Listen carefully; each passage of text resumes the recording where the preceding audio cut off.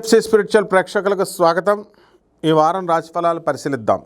ముందుగా మనకి ఈ వారంలో ఉన్నటువంటి గ్రహస్థితి ఏ విధంగా ఉందంటే పంచగ్రహ కూటమి వచ్చింది.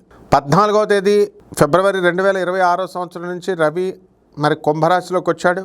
రాహువు ఆల్రెడీ అక్కడ ఉన్నాడు కుంభరాశిలో. తర్వాత కుజ బుధ శుక్ర గ్రహాలన్నీ కూడా 17వ తేదీ దాటిన తర్వాత ఫిబ్రవరి 2026 సంవత్సరంలో కుంభరాశిలోకి వచ్చాడు. కేతు సింహరాశి, గురుడు మిథున రాశి, శని వక్రించి ఈ యొక్క మీనరాశిలో ఉన్నాడు.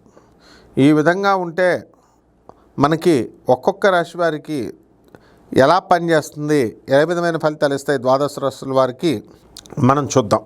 ఓం హ్రీంకారాసన గర్భిత నలసికాం సౌహ క్లీం కళాం బిభ్రతీం సౌవర్ణాంబరధారిణీం వసుధాధౌతాం త్రినేత్రోజ్వలాం వందే పుస్తకపాశమంకుశధరాం స్రగ్భూషితాం ఉజ్వలాం త్వాం గౌరీం త్రిపురాం పరాత్ ప్రకలాం శ్రీచక్రం సంచారిణీం. ఓం శ్రీ బెజవాడ కనకదుర్గాదేవతాయై నమః.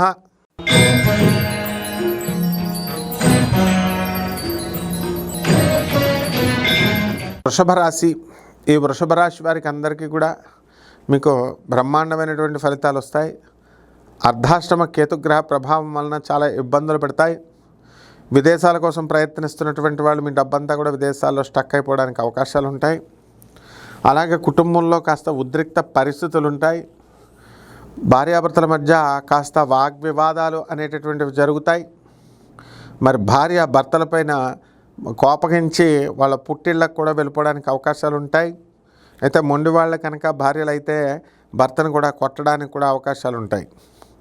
మరి ఈ రాశి వారికి అందరికీ కూడా ఈ శని వక్రగతిని మనకి మీనరాశిలో ఉన్న కారణంగా చక్కగా మంచి శుభకరమైనటువంటి ఫలితాలు రావడానికి అవకాశాలు ఉన్నాయి. మీరు తిరుగుతూ ఉద్యోగాలు చేసేటటువంటి ఈ యొక్క సేల్స్ మార్కెటింగ్ ఎగ్జిక్యూటివ్ స్టాఫ్స్ అందరికీ కూడా మంచి జీతభత్యాలు రావడానికి అవకాశాలు ఉంటాయి. అలాగే డాక్టర్లు, లాయర్లు, ఇలా స్వతంత్ర వృత్తులు చేస్తున్నటువంటి వాళ్ళ వృత్తులు కూడా వాళ్ళ జీతభత్యాలు కూడా పెరగడానికి అవకాశాలు అధికంగా కనబడుతున్నాయి. అలాగే ఈ రాశిలో ఉన్నటువంటి సినిమా యాక్టర్లు, డ్రామా ఆర్టిస్టులు వీళ్ళు ఎవరైతే ఉన్నారో అటువంటి వాళ్ళు వల్ల మనకి కొంచెం నష్టం ప్రమాణం అనేటటువంటిది జరగడానికి అవకాశాలు ఉంటాయి. అయినప్పటికీ కూడా ఈ యొక్క వృషభ రాశి వారికి ఆదాయాలు బాగా పెరుగుతాయి. చేపల రొయ్యల చెరువులు ఇవన్నీ కూడా బ్రహ్మాండంగా పంచడం అనేటటువంటివి జరుగుతాయి. అదేవిధంగా ఈ రాశి వారికి ఉద్యోగాలు నష్టపోవడానికి అవకాశాలు లేవు. ఉద్యోగం పోయినా కూడా వెంటనే తిరిగి వచ్చేయడానికి అవకాశాలు ఉంటాయి.